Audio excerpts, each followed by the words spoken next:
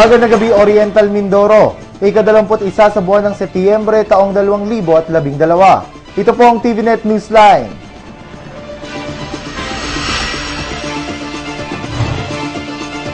Sa ulo ng ating mga balita, mataas na taripa ng tubig sa lungsod muling tinalakay. Ilang mga tindahan sa lungsod nagsisimula ng magbenta ng mga Christmas decor. At ika-25 taong anibersaryo ng pagkakatatag ipinagdiriwang ng Luna Gopo College. At sa detalye ng ating mga balita, sa kasalukuyan, bagamat buwan pa lamang ng Setyembre, ilang mga tindahan na nagsisimulang magbenta ng mga Christmas decor dahil na rin sa papalapit na Kapaskuhan, kung saan inaasahan ang unti-unting pamimili ng mga tao ng mga dekorasyon ngayong Christmas season. Kabilang sa mga palumuting mabibili na sa mga tindahan ang mga Christmas balls at iba pang mga dekorasyong isinasabit sa Christmas tree, gayon din ang mga Christmas lights na pawang may mga ICC or Import Commodity Clearance sticker. Samantala, inaasahan na ang muling pag-iikot ng mga tauhan ng Department of Trade and Industry sa mga tindahan upang tiyakin na may tamang ICC sticker ang mga binibentang Christmas lights para makaiwas na rin sa anumang pinsala.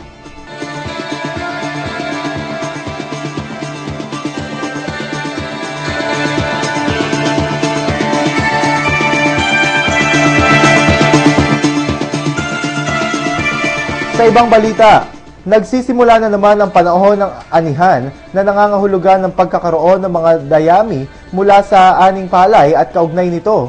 Gaya ng tuwinang paalala ng Kagawaran ng Agrikultura sa mga magsasaka, iwasan ang pagsusunog ng mga dayami na malaki ang di magandang epekto sa kalikasan na nagdudulot ng lalong paglala ng climate change. Nakaugalian na ng mga magsasaka ang pagsusunog ng mga dayami matapos ang pag-aani, ngunit sa kasalukuyan, aktibo na ang kampanya sa pagbabawal sa paggawa nito at sa halip ay nirerekomenda sa mga magsasaka na ikalat sa mga palayan ang mga dayami at hayaang mabulok na magsisilbing organikong pataba sa palay. Samantala, maraming mga may-ari ng palayan ang gumagamit na sa kasalukuyan ng rice harvester, isang makina na kasabay ng pag-ani at paggiling sa mga palay ay ang pagkalat na rin ng mga dayami sa mga taniman.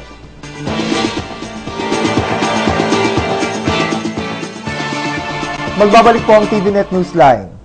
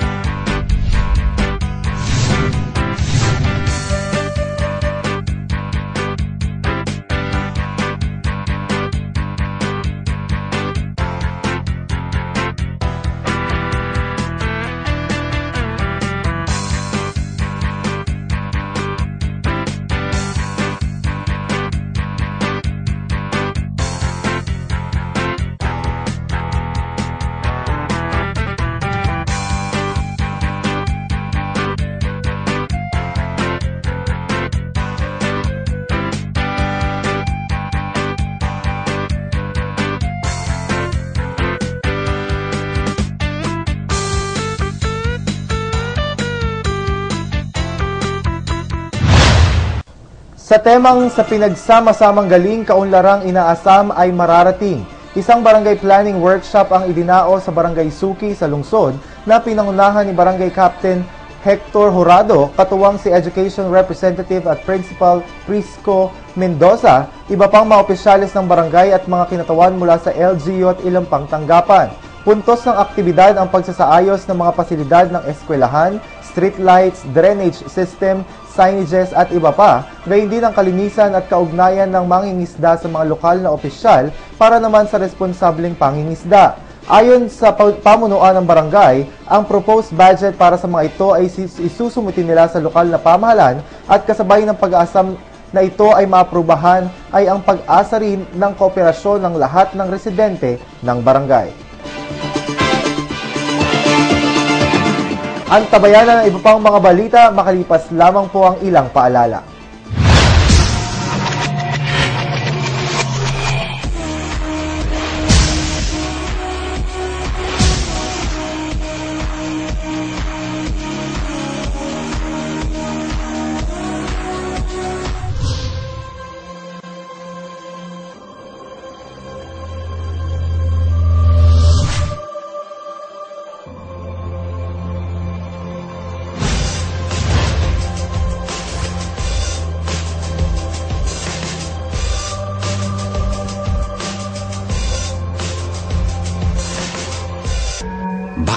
kasi kumabit.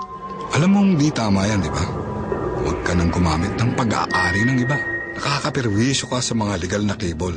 Lumalabo ang signal nila. Mahiya ka naman, hoy. Illegal na cable mo, putulin na. Ano, gusto mo bang umabot pa sa kulungan? Umiwas ka na sa gulo tsaka skandalo. Huwag maging kabit.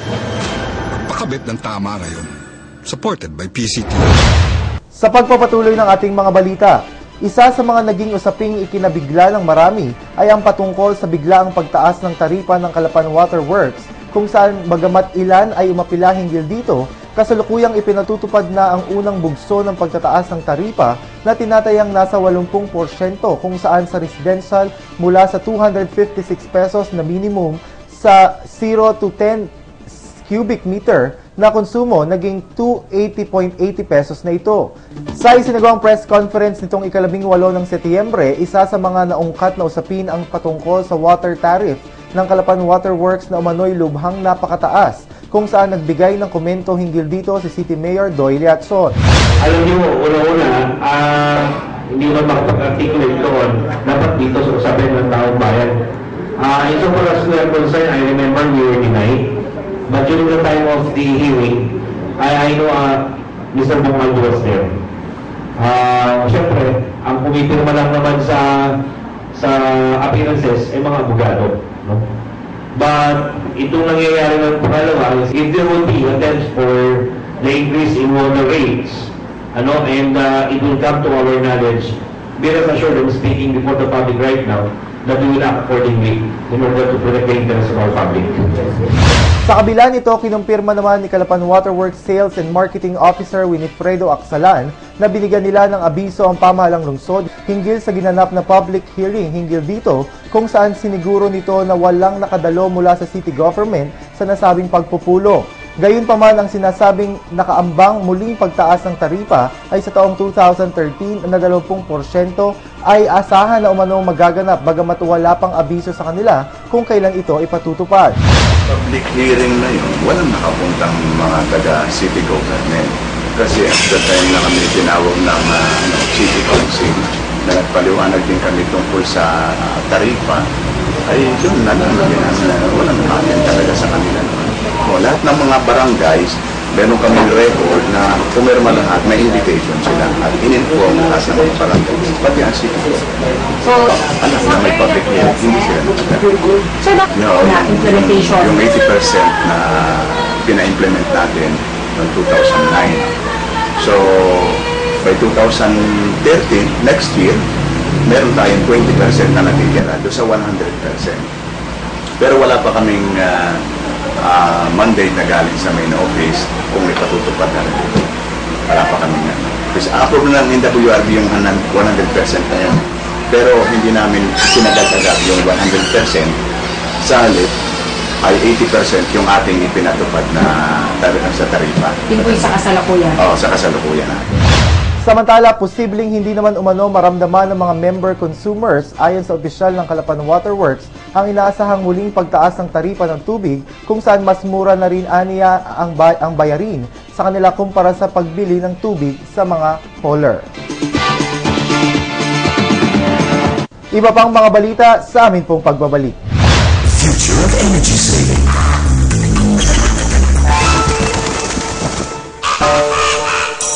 The new Panasonic air conditioner, now with EcoNavi.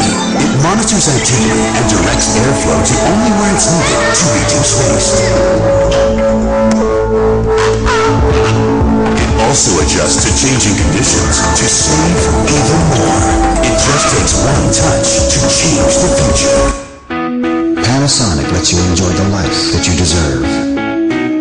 Live easily, comfortably, and in style.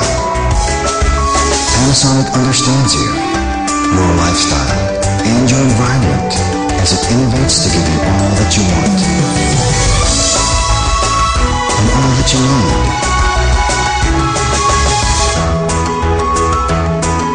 Live a cool and eco life. Panasonic. Nagdaos ngayon ng kanilang ika-25 taong anibersaryo ng pagkakatatag ang Luna Goco College na inaabangan ng mga mag-aaral nito. Sa temang Bearing the Barriers, Fighting for One Goal, pinangunahan ni LGC President Dr. Maria Emelita Luna Goco at ni Student Council President Jen Kim Mendoza ang seremonya ng pagsisimula ng pagdiriwang. Iba't ibang mga palaro naman ang nihanda gaya ng basketball, volleyball, table tennis, soccer at chess na pinaglabanan ng 4 na grupo ng mga mag-aaral kung saan bawat manlalaro ay sinuportahan ng kanilang mga teammates. Kabilang naman sa mga tampok sa selebrasyon ang Mr. and Miss Intramurals 2012 kung saan nagwagi sina Danhiel Mangila at Renilyn Asidera, gayon din ang cheer dance competition, Battle of the Band at iba pa. At iyan po ang kabuuan ng mga balitang nakalap ng Newsline staff and crew para sa araw na ito. Para po sa inyong comments or suggestions, mga balita at impormasyon na nais niyong iparating sa aming programa, tumawag po lamang sa TVNet hotline sa numero bilang 043-288-4240. Maaari rin po mag-log on sa www.summervision.net. Ito po ang TVNet Newsline, katotohanan at serbisyo hatid sa mga Mindoreño. Ako po si Maximo Ciclos Jr. nag-iwan sa inyo ng isang mapayapa at magandang gabi. Marami pong salamat sa inyong walang sawang pagsubaybay.